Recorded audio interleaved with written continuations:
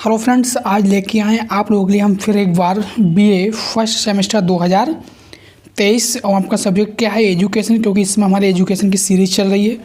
Please subscribe my YouTube channel study 99 तक। चलिए friends, आज हम देखते हैं, क्योंकि इससे पहले हमारा यूनिट फर्स्ट, यूनिट सेकंड और यूनिट थर्ड हमारा हो चुका है।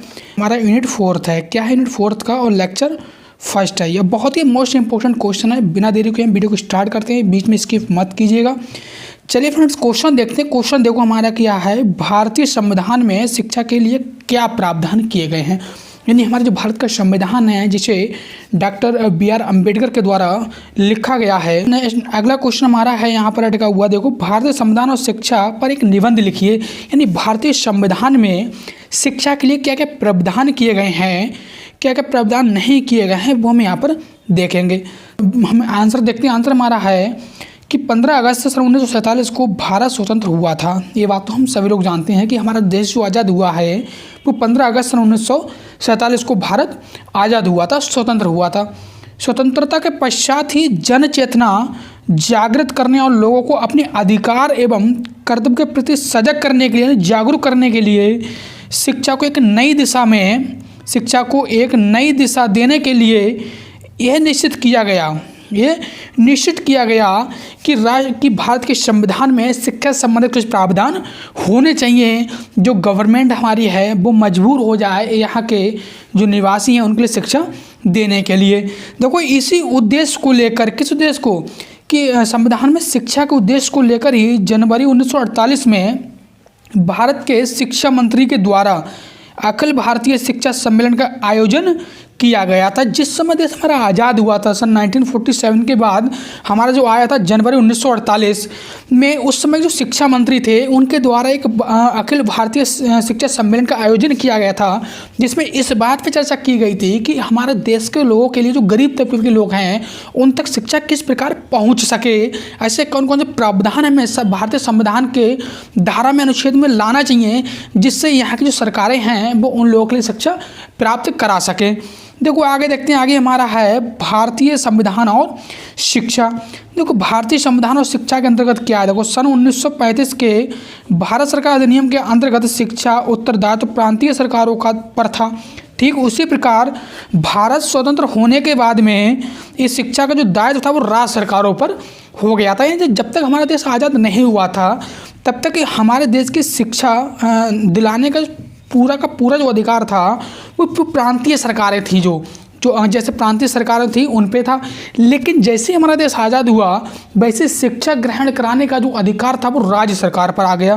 किस पे आ गया? राज्य सरकार पर आ गया। क्या हुआ, परंतु संविधान में संशोधन करने पर अब शिक्षा को समवर्ती सूची में स्थान दिया गया। देखो समवर्ती एक सूची क्या होती है? सूची 3 प्रकार की होती है। देखो राज्य सूची, संघ सूची और समवर्ती सूची। राज्य सूची हम उन सूची को कहते हैं जिन पर कानून स्वरूप हमारी राज्य सरकार बनाएगी, जबकि संघ सूची हम उसको कहते हैं जिस पे कानून हमारी जो केंद्र सरकार है वो कानून बनाएगी। लेकिन जो समवर्ती सूची होती है, समवर्ती सूची में राज्य और केंद्र दोनों मिलकर कानून बनाते हैं। कुछ ऐसे विभाग आते हैं तो उसे हम समवर्ती सूची कहते हैं। देखो जिस पर केंद्र एवं राज्य दोनों सरकारों को कानून बनाने का अधिकार दिया गया है। किसमें? समवर्ती सूची में केंद्र और राज्य की दोनों सरकारों को कानून बनाने का अधिकार दिया गया है। चलो आगे देखते हैं। आगे हमारा है कि भारतीय संविधान में अनेक धाराएं उपलब्ध हैं जिनका संबंध शिक्षा से प्रत्यक्ष अप्रत्यक्ष रूप में है। ये धारा निम्न प्रकार है। देखो भारतीय संविधान में निम्न प्रकार की धारा दी गई, निम्न प्रकार के अनुच्छेद दिए गए हैं जिनका संबंध शिक्षा से या तो डायरेक्ट रूप से है या इनडायरेक्टली रूप से है। यानी कि या तो प्रत्यक्ष रूप से उसका संबंध डायरेक्ट शिक्षा से है या अप्रत्यक्ष रूप से उसका संबंध शिक्षा से है। हम आगे ये देखते हैं कि वो धाराएं, अनुच्छेद हमारी कौन कौन से हैं। तो देखो पहला जो हमारा अनुच्छेद है वो हमारा है अनुच्छेद 21A, यानी कि अनुच्छेद 21A। इसमें क्या कहा गया? देखो 86वें संविधान संशोधन, जो 86वां संविधान संशोधन हुआ था ये कब हुआ था? दिसंबर 2002 में हुआ था। इस संशोधन के अनुसार के आधार पर क्या किया गया था कि प्राथमिक शिक्षा को मूल अधिकार के रूप में संविधान में सम्मिलित किया गया था। सही, जिसके आधार पर राज्य सरकार 6 वर्ष से लेकर 14 वर्ष तक के सभी बच्चों को अनिवार्य एवं निःशुल्क शिक्षा देने के लिए क्या बाध्य होंगी। देखो हमारे भारतीय संविधान में एक संशोधन किया गया था, वो संशोधन था 86वें संविधान संशोधन, जो दिसंबर 2002 में हुआ था। उस संविधान संशोधन में क्या था, जो प्राथमिक शिक्षा जो होती है, प्राथमिक शिक्षा को एक मूल अधिकार बना दिया गया। जो हमारे भारत के लोग हैं उनका मूल अधिकार है कि प्राथमिक शिक्षा उन्हें सरकार के द्वारा प्राप्त करानी चाहिए, और इसी मूल अधिकार के आधार पर ही सरकार की दायित्व हो गया कि 6 वर्ष से लेके 14 वर्ष तक के सभी बच्चों को अनिवार्य और निःशुल्क शिक्षा प्रदान कराई जाएगी राज्य सरकार के द्वारा। ये यहाँ पर हमारा आर्टिकल 21A में दिया गया है। देखो आगे हमारा है अनुच्छेद 28A। इसमें क्या है, देखो इस अनुच्छेद में ये दिया गया है कि किसी भी शिक्षा संस्थान में धार्मिक शिक्षा नहीं दी जाएगी। यानी कि आर्टिकल 28(1) ये कहता है कि भारत देश के किसी भी विद्यालय में जो भी संस्था राज्य सरकार या केंद्र सरकार से मान्यता प्राप्त है, उसमें आप जो शिक्षा है धार्मिक शिक्षा नहीं दे सकते, धर्म से संबंधित शिक्षा आप दे ही नहीं सकते। ये आर्टिकल 1 में दिया गया है। चलिए आगे देखते हैं। आगे हमारा है आर्टिकल 29A।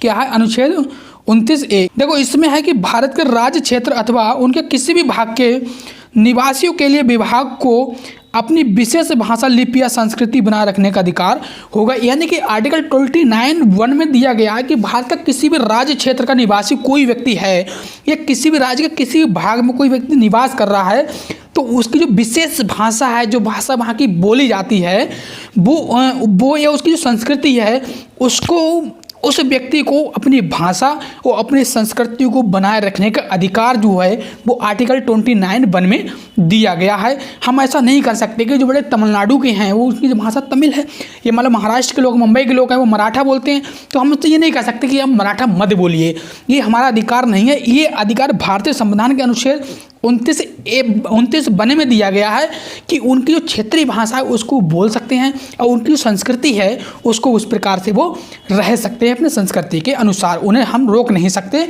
आर्टिकल 29(1) के अकॉर्डिंग। देखो आगे हमारा है अनुच्छेद 29(2) के अकॉर्डिंग, यानी कि आर्टिकल 29(2) के अकॉर्डिंग देखो क्या दिया गया है कि राज्य द्वारा मान्यता प्राप्त या राज्य निधि से सहायता प्राप्त करने वाले किसी संस्था में किसी नागरिक को धर्म, प्रजाति, जाति, भाषा इनमें से किसी एक के भी आधार पर क्या प्रवेश देने से नहीं रोक सकते हैं आप। यानी कि भारतीय संविधान का अनुच्छेद 29(2) ये कहता है कि राज्य के द्वारा मान्यता प्राप्त या राज्य निधि से सहायता प्राप्त करने वाला कोई भी संस्था है, कोई भी विद्यालय है, वह इस देश के किसी नागरिक को धर्म, प्रजाति, जाति, भाषा इनमें से किसी एक के आधार पर आप ये पक्षपात नहीं कर सकते कि वो व्यक्ति ये भाषा बोलता है या इस जाति का है, इस धर्म का है, आप उन्हें प्रवेश नहीं देंगे। ये अधिकार जो है भारतीय संविधान का अनुच्छेद 29(2) में दिया गया है। चलिए आगे देखते हैं। आगे हमारा है आर्टिकल 30। देखो आर्टिकल 30 में क्या कहा गया है, अनुच्छेद 30 में कहा गया है कि धर्म या भाषा पर आधारित सभी अल्पसंख्यक वर्गों को अपनी रुचि शिक्षा संस्थाओं की स्थापना तथा प्रशासन का अधिकार होगा।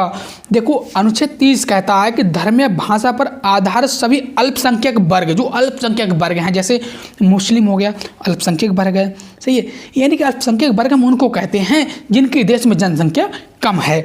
जैसे देखो बौद्ध धर्म हो गया आपका, अल्पसंख्यक वर्ग है। यानी कि इनको अपनी रुचि के अनुसार संस्था स्थापित करने का अधिकार है कि चाहे तो अपने धर्म की शिक्षा दे सकते हैं किसी भी देश में। मतलब अपने देश की हम बात कर रहे हैं, किसी देश की बात नहीं कर रहे हैं, भारत की बात हम यहाँ पर कर रहे हैं।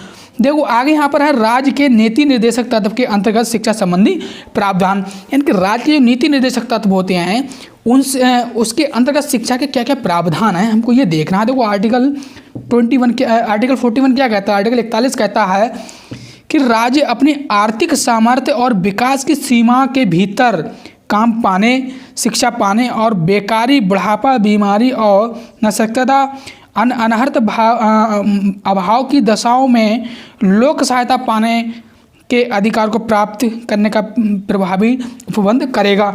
यानी कि हमारा अनुच्छेद 41 क्या कहता है कि किसी भी राज्य का जो आर्थिक सामर्थ्य है उसकी विकास की सीमा के भीतर काम पाना, शिक्षा पाना और बेकारी, बुढ़ापा, बीमारी आदि इन सभी के अभाव में क्या करेगा, जो लोक सहायता जो होती है उसके अनुसार ये अधिकार है कि वे सारे के सारे ये चीज़ें अपने प्राप्त कर सकें, ये हमारा आर्टिकल 41 कहता है।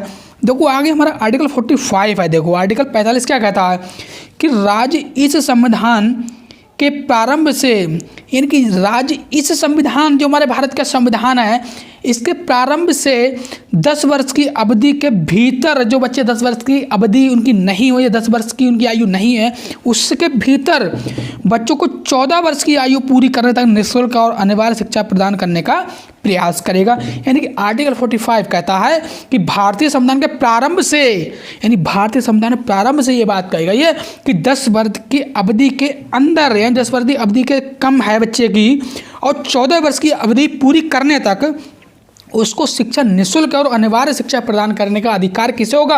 राज्य सरकार को होगा। ये दायित्व राज्य सरकार का बनता है कि किसी भी राज्य का यदि बच्चा 10 वर्ष से नीचे है तब भी उसे शिक्षा निःशुल्क और अनिवार्य दी जानी चाहिए, और जब तक दी जानी चाहिए जब तक उसकी आयु 14 वर्ष ना हो जाए। चलिए आगे देखते हैं। आगे हमारा है आर्टिकल 46, यानी कि संविधान 40, अनुच्छेद 40।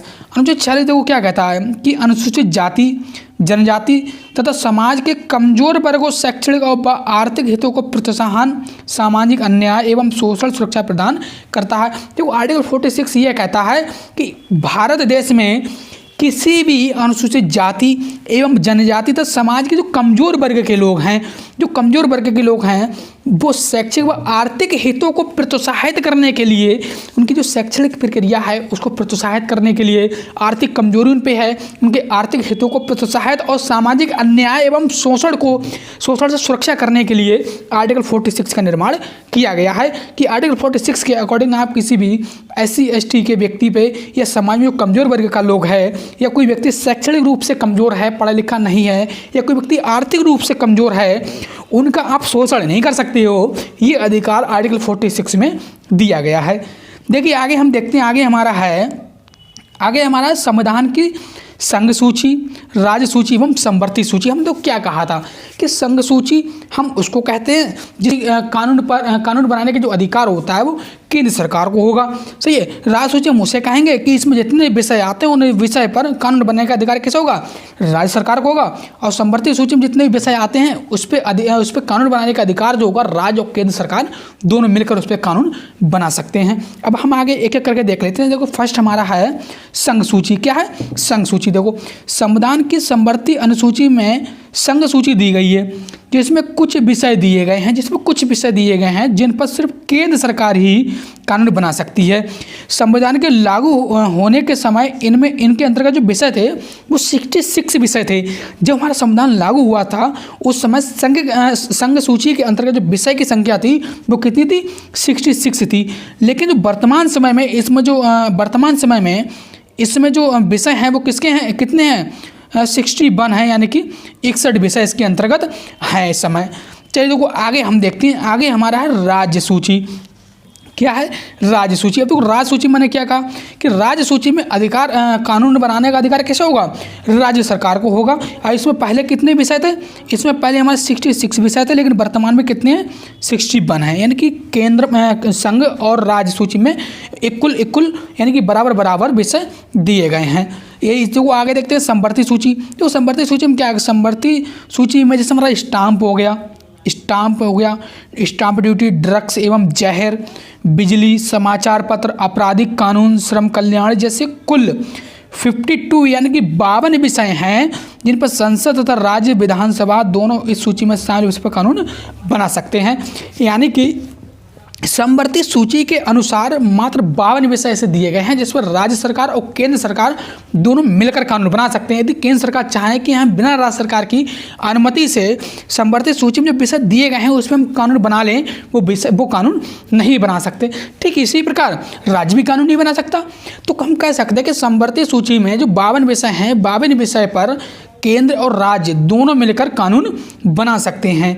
चलिए देखो आगे देखते हैं। आगे हमारा शिक्षा का संवैधानिक स्वरूप। देखो शिक्षा का संवैधानिक स्वरूप क्या है? देखो भारत में शिक्षा के संवैधानिक स्वरूप के संदर्भ में शिक्षा शास्त्रियों में प्रारंभ से ही मतभेद रहे हैं। जो प्रसिद्ध शिक्षा कानूनविद हुई हमारे डॉक्टर सिंघवी, इन्होंने कहा है कि शिक्षा को समवर्ती सूची में सन्निहित करने का प्रस्ताव रखा था। कि डॉक्टर सिंघवी ने जो शिक्षा को समृद्धि सूची में सन्निहित करने का प्रस्ताव रखा था, किसके द्वारा? डॉक्टर सिंघवी के द्वारा। देखो आगे हमारे एक मनोवैज्ञानिक आ हुए हैं MC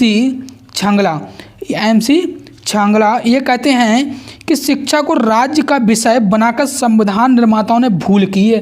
यानी शिक्षा को राज्य सरकार के अकॉर्डिंग देना ही नहीं चाहिए था, ऐसा कहना किसका है? MC छांगला का। इनका कहने का मतलब यही है कि शिक्षा को राज्य का विषय बनाकर संविधान निर्माताओं ने एक बहुत बड़ी भूल कर दी। चलिए हम आगे देखते हैं। आगे हमारे एक मनोवैज्ञानिक आ रहे हैं डॉक्टर BP लुल्ला।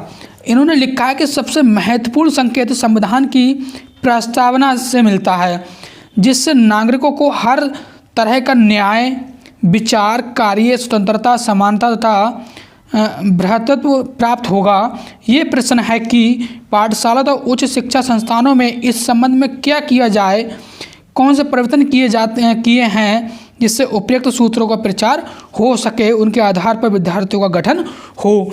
यानी कि देखो कि अगर हम बात करते हैं शिक्षा की, तो संविधान की जो प्रस्तावना है सही, उसमें हर प्रकार की स्वतंत्रता की बात की गई है, न्याय की बात की गई है, कार्य स्वतंत्रता की बात की गई है, सही है, समानता की बात की गई है, भ्रातृत्व की बात की गई है। यानी कि सारे के सारे जितने हमारे अधिकार हैं सबकी बात मात्र एक प्रस्तावना में कर दी गई है, ऐसा कहना है डॉक्टर BP लुल्ला का। चलिए फ्रेंड्स, यदि वीडियो को पसंद आई, वीडियो को लाइक करें, कमेंट करें, शेयर करें, प्लीज़ चैनल को सब्सक्राइब करें। जय हिंद दोस्तों, वंदे मातरम।